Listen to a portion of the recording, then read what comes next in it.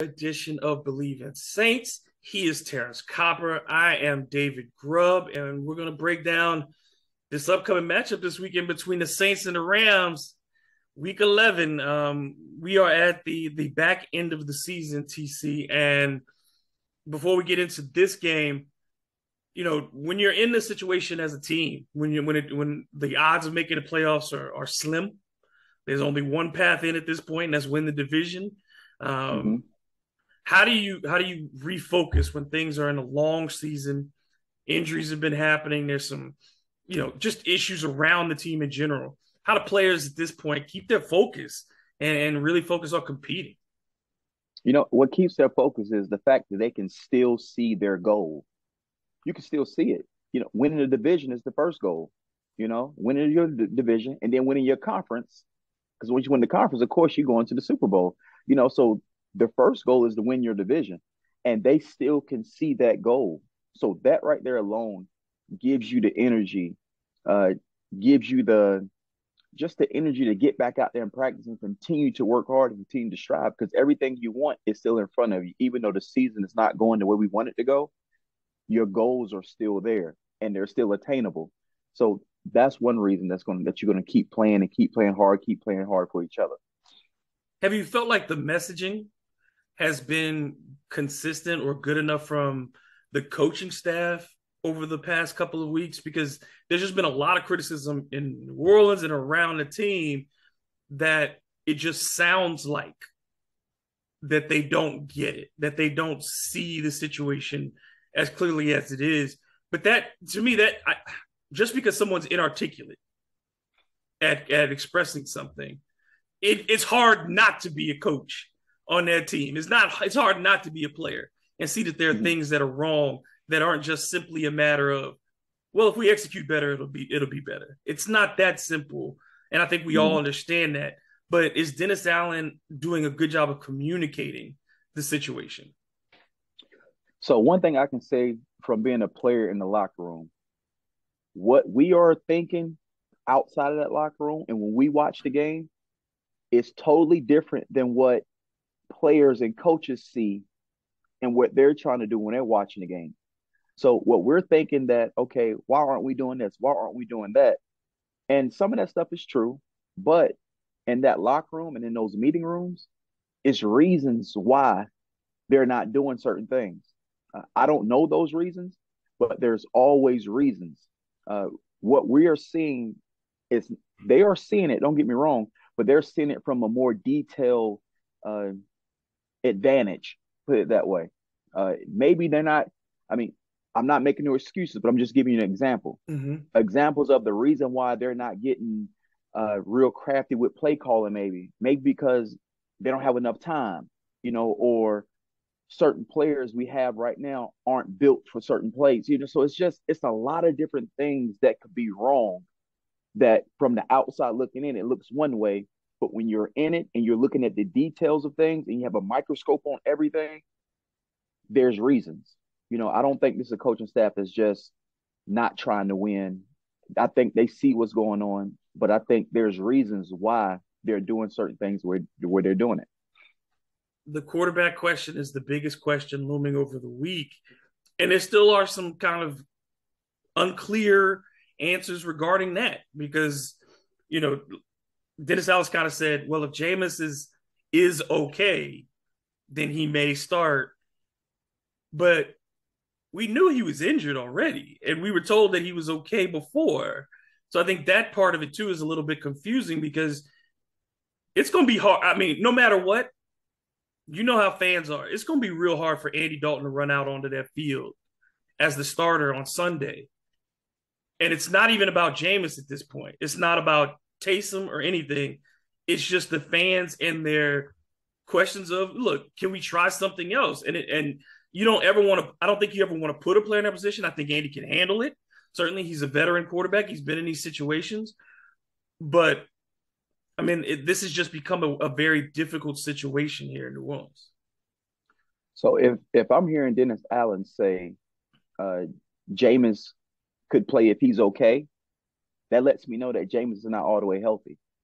Uh, there is a reason. That's why I say it's certain things that the outside looking in and looking at things, but when you're in it, you know more details of things. And I really feel like if he made that comment, Jameis Winston is not all the way healthy yet.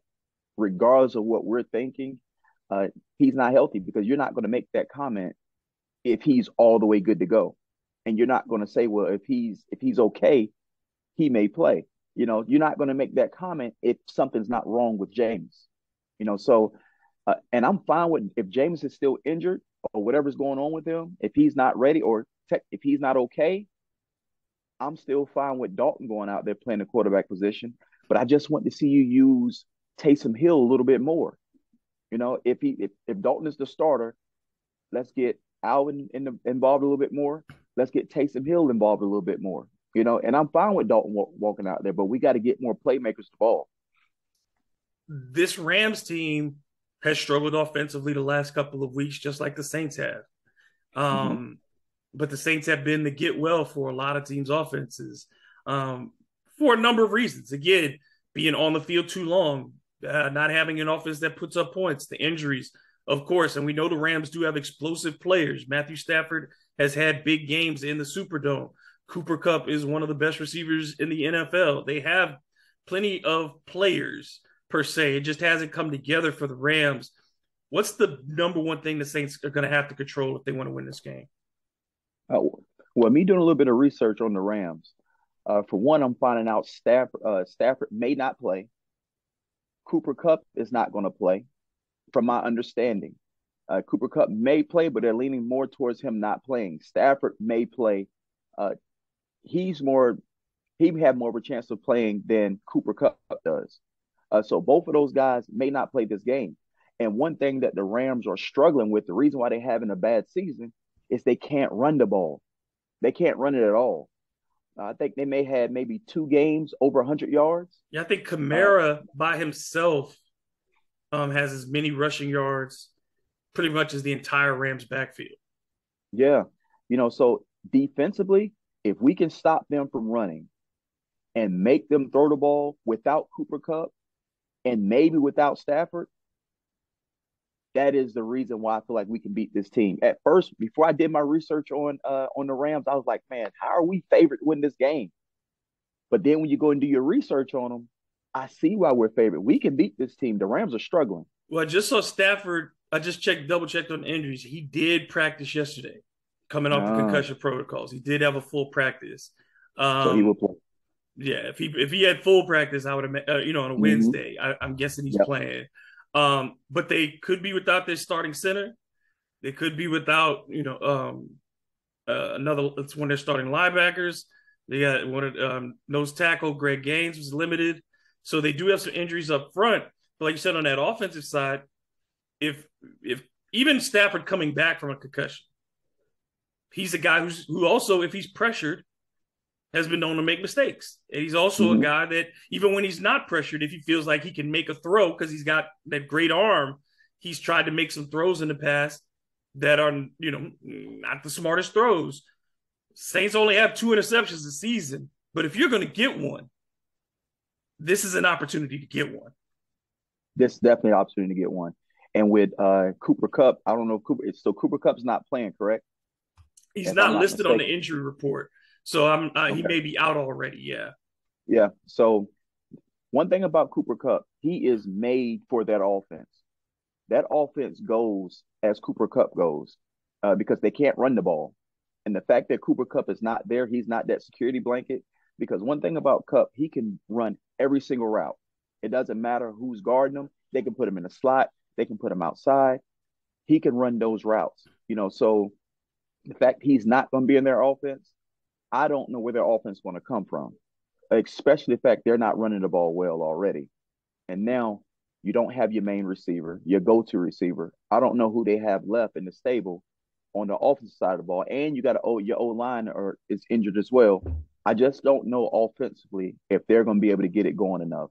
So for us, on our side, the offensive side of the ball, we got to jump out early. If we can jump out on this team early, even if we go up by 10, it's going to put them in a dire situation because they're already struggling offense. yeah. Making the Rams one dimensional early is going to be so important. Winning at the line of scrimmage, and it starts too with those penalties. The Saints cannot extend drives for the Rams via penalty. And we've seen that too often in the games that they lose, where teams have been given, a reprieve, where you're about to get off the field on third down, and here comes a defensive holding penalty. Here comes, an offsides. Here comes one of these things that extends the drive. So against the team that's beaten down and is underachieving, again, the Saints have been on this side. Don't give people confidence. You're at home, as you said, you cannot give them the opportunity to think that they can win this game. And that's the whole thing, is the Saints have to give themselves the belief that they can win a game. And they've got to take it away from somebody else at some point. That's true. Because, like I say, prime example, like you hit it right on the head. The Saints have been here before. They have been here. They know what the Rams are going through. The same way the Raiders probably came in and took us lightly because they knew we were struggling. It's the same way we can't do with the Rams because we're not there yet. We're still trying to figure things out as well. As long as we don't beat ourselves offensively or defensively, and you hit it on the head about the penalties. If we don't beat ourselves, if we limit our penalties, I don't think we'll be a penalty-free team. I mean, that's tough to do for any team. But if we can limit our penalties, limit explosion plays, and let's not turn it over. We're able to do that, not turn it over. We're able to do that. If we can do those things, limit explosion plays, limit penalties, and let's not turn it over, I think head to head with this team, we win this game. And the Rams might be the only team in the NFL worse than the Saints at taking the ball away. Right. They haven't gotten a takeaway since week 2. So crazy. That in itself, again, you talk about the talent that the Rams have on defense. This is a team that is, Pro Bowlers on that defense. And yeah, some of them have moved on from the Super Bowl team, but still, there are some names.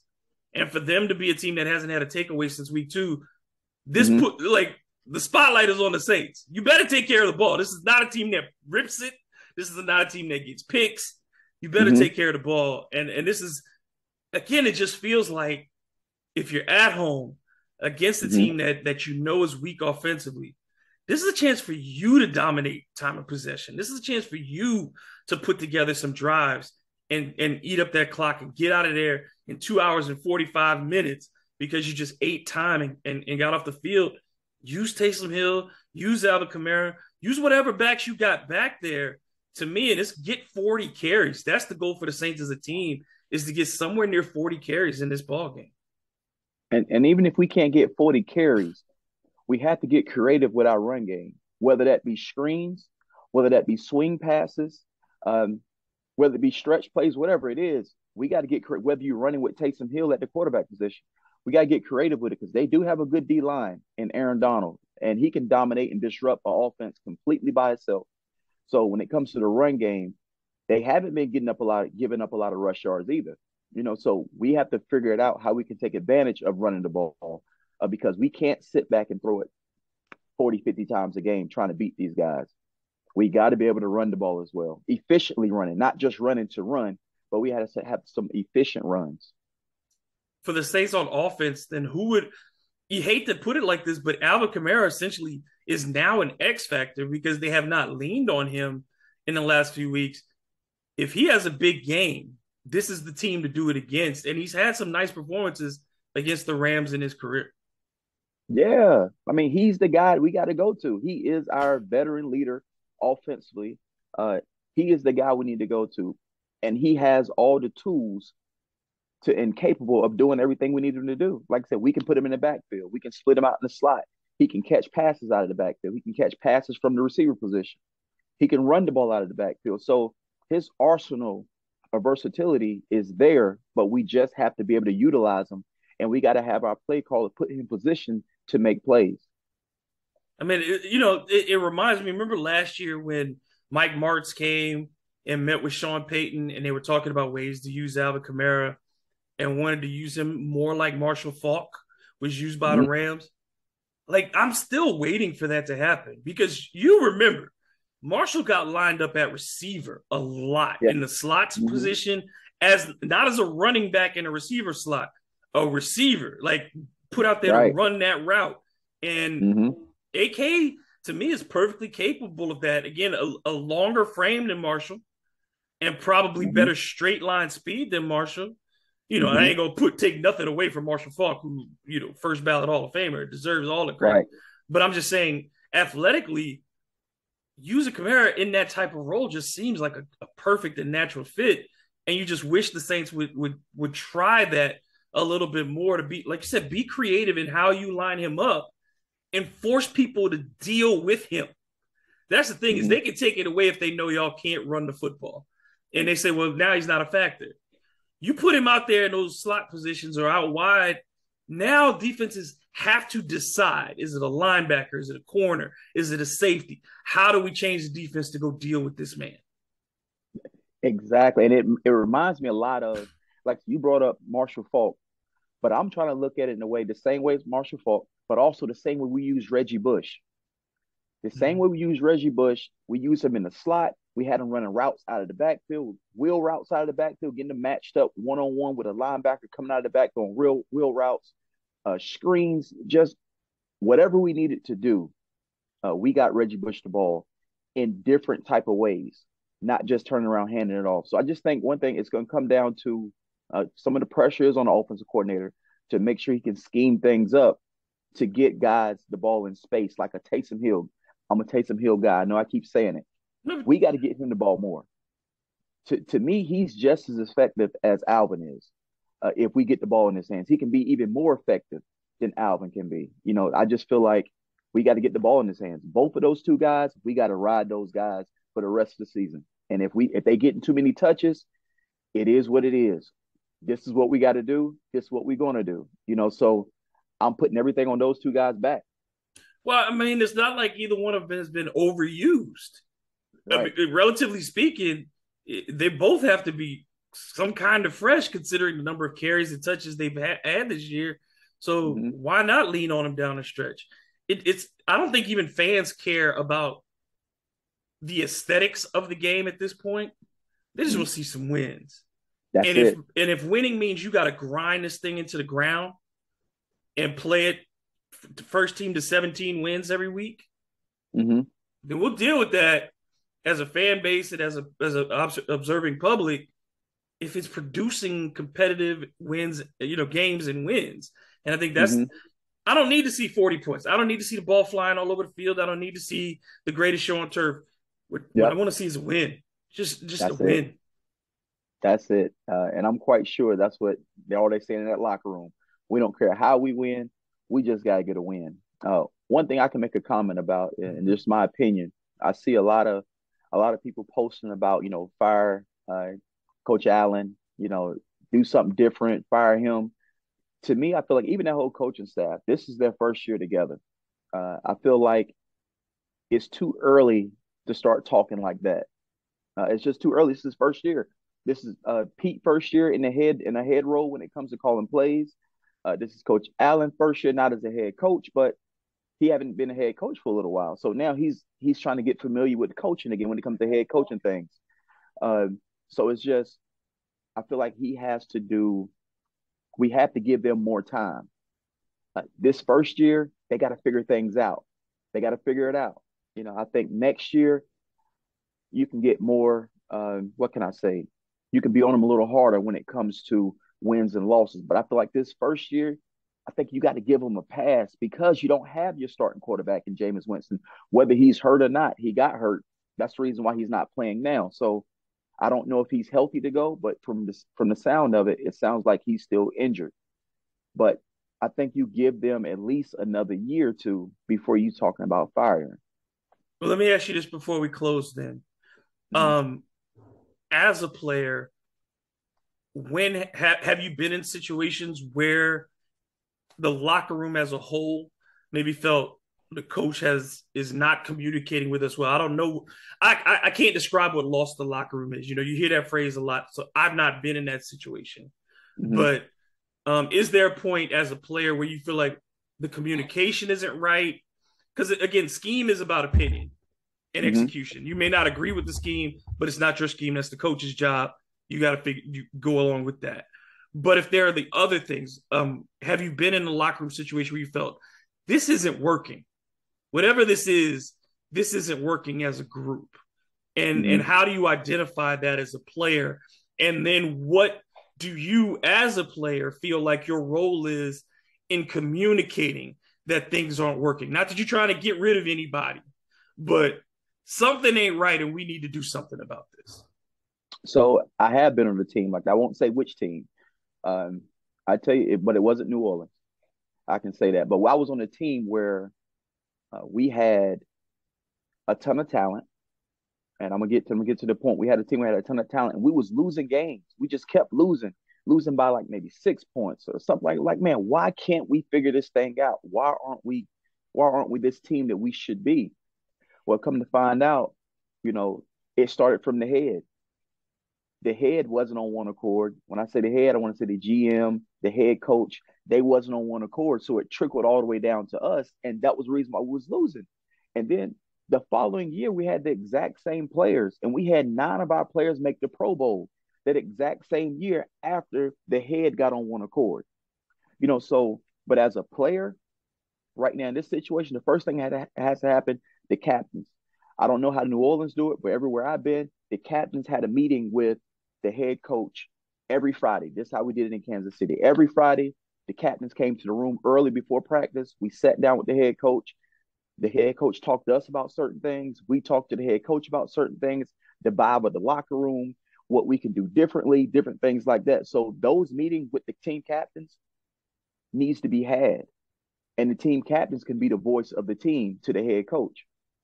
And then after that, that's when the head coach take the information that he gets from his team captains, and of course his own information, only the things that he's going to do anyway, and you put it together and try to make it work. If communication is a problem, let's address these issues in that captains and coach meeting room, and then we can kind of get that fixed. But the team has to stay together, because if there's any inclination that the players feel like the coaches aren't hearing them, or the coaches really don't care about what they're saying, that's when you start losing the locker room, because the players they start losing respect for the coaching staff. And so as long as the players have respect for their coaches and the coaches haven't lost the locker room, we're good. But if the coaches lose the locker room, that's it. And we'll see. We'll see. I mean, we'll be watching the players on the field. We'll be watching on the sidelines and how they're responding to each other, because it's difficult. It's hard. Any time in life when you're not having success and you got to keep showing up, it's hard to show up all the time. It Right. is, and you're just looking for that one thing that makes you feel like, yeah, we're making progress, and that's all. That's what this team needs so badly at this point, is some sign that the coaching is working, that the plan is going in the right direction. You need to see some results. It's like lifting weights. You Mm-hmm. lift weights all day, but if you don't see until you see the gains, you might Yep. feel the burn, but you need to see some of that fat go away. That's right. And that's what That's it's right. time for this team. I agree. I agree with you. So, what are your thoughts finally before we get out? Do they end the losing streak? Do they get back on the right side of winning this weekend with the Rams? We end the losing streak. I think we get back on the right side with the Rams. I still think it's going to be a close game, regardless if the Rams offense is struggling, because we're struggling as well. So I think it's going to be a close game. I'm going to go 24-21 Saints. I'll be a little bit lower. I'll go 20-17, and I'll give it to the Saints, just because I do think they'll get. I think they will get a turnover. I think they'll get a big turnover in this game, Mm-hmm. that will change the course of this one. That I think it comes in the second half, and it'll be one of those ones that ends a big drive for the Rams, and Mm-hmm. allows the Saints to hold on to win this game. And I think Jameis and Taysom both play in this game. I That's hope that's so. I get the feeling that they're going to play. I hope so. Brother, always a pleasure to talk to you. We'll be back and do Yes, this sir. again on Monday. Thank you always for your time, and thank you all for listening. This has been Believe in Saints, presented by Bet Online. And until the next time, who dat and go Saints.